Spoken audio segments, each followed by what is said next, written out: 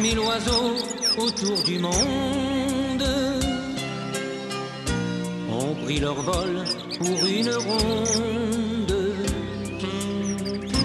Ronde d'amour et liberté. Pas de frontières pour l'amitié. 100 000 oiseaux attirent d'elle. Merle, corbeau. Certains textes font toujours remarquer la forte ressemblance extérieure de la femelle du moineau domestique et de la senteur mouchet. Pour moi, cependant, il n'y a que peu de ressemblance dans l'apparence physique. D'accord, il y a la couleur brune, prépondérante chez les deux oiseaux, mais pour le reste... Le moineau domestique a un bec conique, alors que chez la senteur mouchet, il est fin et pointu.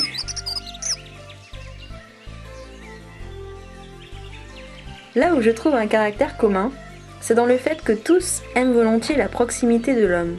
Pas de jardin sans moineau, ni de jardin sans la senteur mouchet. Pourtant, il n'est pas seulement un oiseau des jardins. Dans les parcs aussi, à l'orée des bois et dans les endroits incultes, cet oiseau se sent chez lui.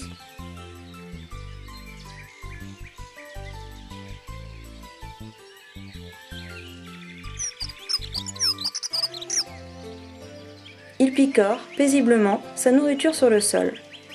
Il mange de préférence insectes, chenilles, pucerons, coléoptères, araignées.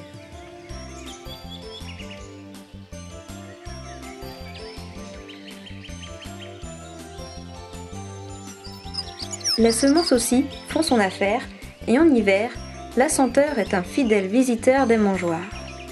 À terre, il se déplace, par petits bonds, les pattes cachées sous le corps, paraissant recroquevillées. Son vol est généralement bas et furtif. Il ne reste pas longtemps au même endroit. Il disparaît discrètement, précisément comme il est venu.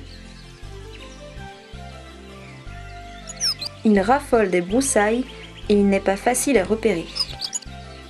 La senteur mouchet mène une vie effacée, à terre ou dans les basses branches, restant prudemment à l'abri et ne s'écartant que fort peu de ses refuges. Son habit gris brunâtre se confond à merveille dans le décor.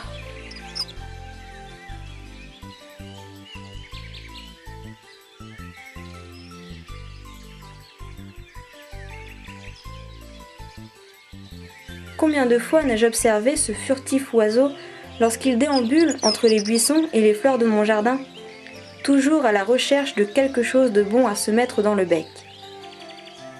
Ces mouvements rapides et saccadés, durant lesquels les ailes sont souvent légèrement battues près du corps, m'ont toujours captivé.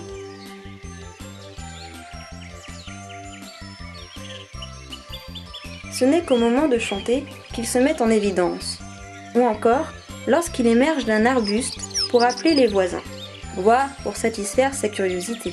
Mais il s'empresse de plonger dans la végétation à la moindre inquiétude, et sans un cri.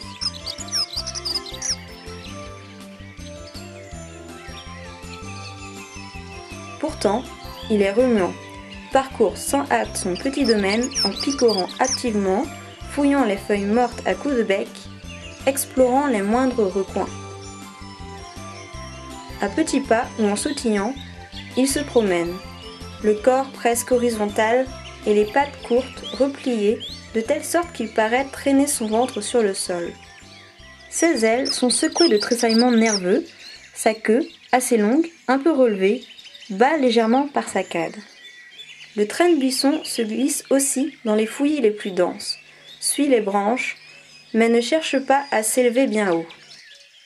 Une brève envolée lui suffit pour passer d'un buisson à l'autre et un crochet rapide dérobe à la vue le modeste oiseau brun. Pourtant, ce mouchet, qui paraît si casanier, est fort capable de monter dans les airs et se déplacer sur de grandes distances. D'un vol rapide et direct, à peine onduleux, comme on peut le constater à l'époque des migrations.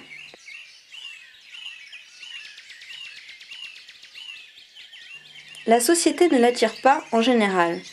Il va qu'à ses affaires, pour lui-même, souvent solitaire. Mais il n'est pas querelleur non plus.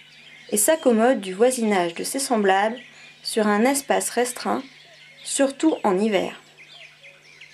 À certains moments, on entend alors les mouchets s'appeler et se répondre de toutes parts, comme pour garder un contact et peut-être pour éviter de se rencontrer. Et pourtant, à l'origine, il était forestier, rarement au contact de l'espèce humaine. Après des millénaires d'une vie retirée, il s'est rapproché des lieux habités par l'homme et le voilà maintenant un habitant régulier des parcs et des jardins.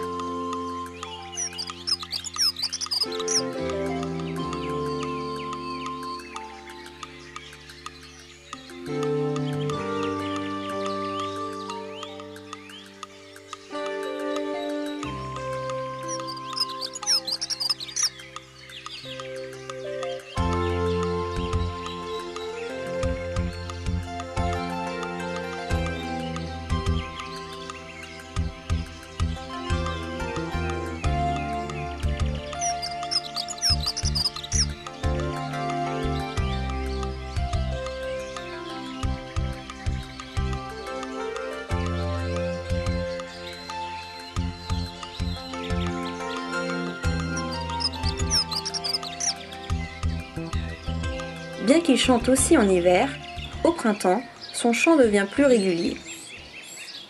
Il a quelque chose du troglodyte mignon, mais en plus calme.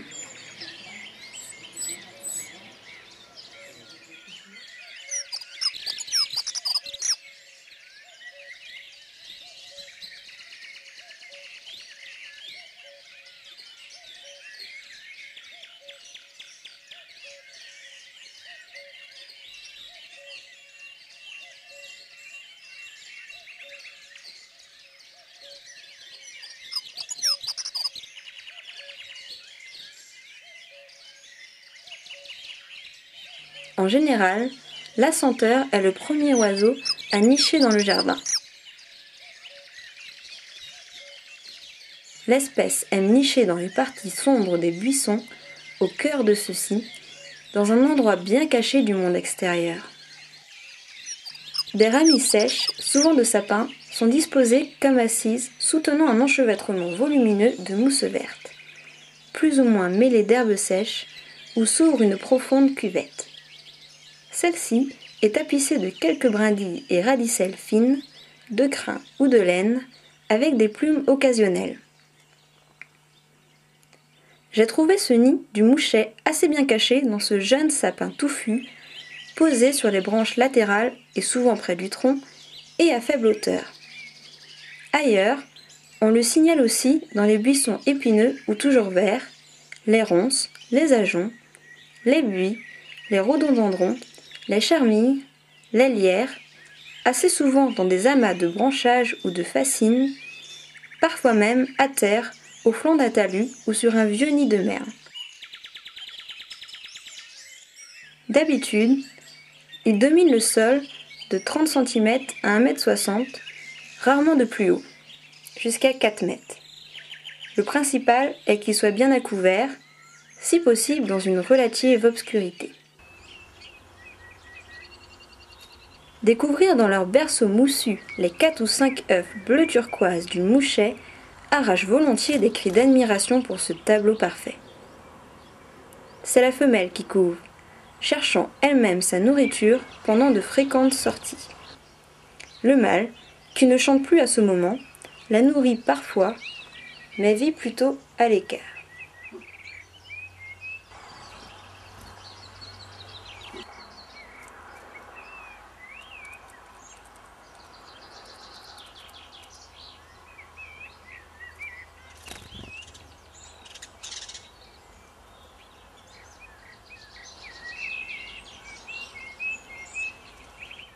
L'incubation dure 12, 13 ou 14 jours selon les cas et l'élevage des petits au nid 12 jours en moyenne. Les jeunes naissent avec beaucoup de duvet et un creux rouge de la gorge particulièrement profond dans lequel la langue montre 2 points noirs. Tout ceci nous est confirmé par les scientifiques comme un signal qui doit inciter les parents à nourrir leurs jeunes.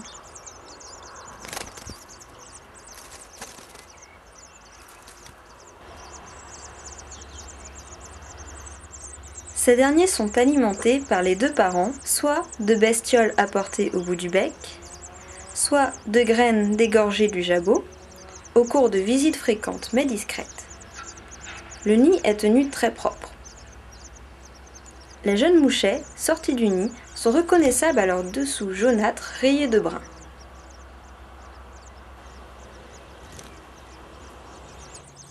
Si la mère recommence un nouveau nid, le père se charge de leur éducation jusqu'à ce qu'ils se dispersent aux alentours.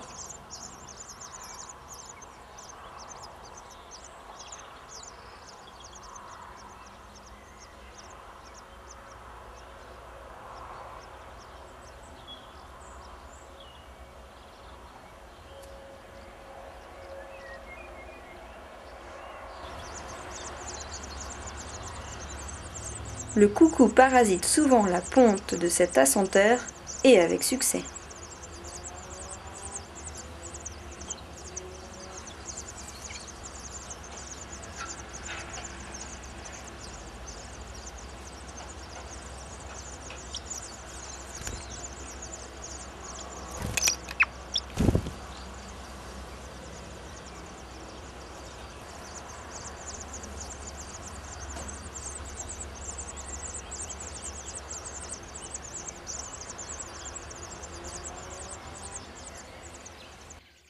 Après la nidification, la routine effacée reprend. En fin d'été, cependant, les mouchets manifestent une certaine propension à des excursions aériennes qui entraînent peut-être leurs ailes en vue de la migration. Celle-ci commence avec la dernière semaine de septembre et culmine en octobre, pour s'éteindre assez vite en novembre.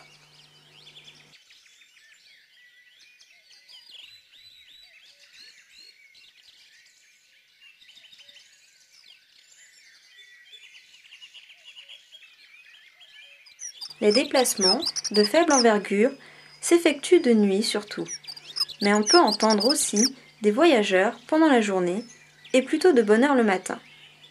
Ils volent assez haut, isolés et peu visibles, lançant de temps en temps leurs cris roulés. Dans notre région, c'est un oiseau sédentaire. Entre les deux sexes, il n'y a que peu de différence. À ce qu'on dit, les femelles sont de couleur plus terne que le mâle. L'assenteur mouchet visite plus rarement les mangeoires, car il préfère manger au sol. C'est un grand timide. S'il ose approcher les pinsons à terre, il ne se risquera jamais à affronter les verdiers et les mésanges. En fait, à cause de son bec menu, il préfère nettement les petites graines. Par les grands froids, on les trouve parfois en groupe. Son bec effilé en haleine, au bord rentrant mais élargi à la base, semble prédestiner l'assenteur mouchet à être insectivore. Pourtant, il se nourrit en grande partie de graines qu'il avale entières et ramollit dans son jabot, non sans y joindre de petits cailloux pour aider à leur digestion, tout comme les fringilles.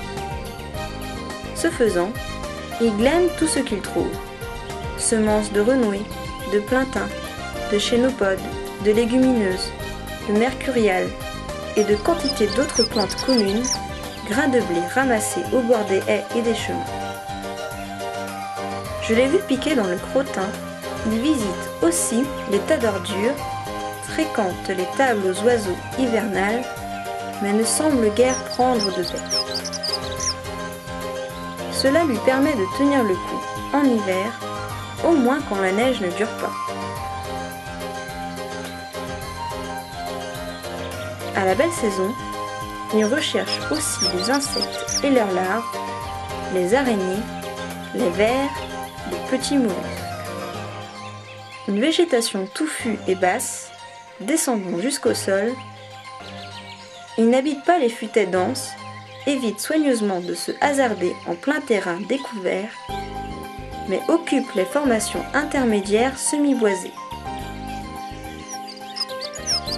L'assenteur mouchet vit alors dans les haies, les ronciers, les taillis, les landes d'ajoncs, de genêts ou de buis. Les moindres broussailles lui suffisent, au bord des ruisseaux et le long des voies ferrées, comme sur les îles et les falaises battues par les vents de l'océan, voire dans les marécages. D'autre part, il s'installe dans les jardins, les cimetières, les parcs, autour des maisons et jusqu'au centre des villes, pour peu qu'il y trouve quelques buissons à sa convenance et devient ainsi le voisin immédiat des hommes.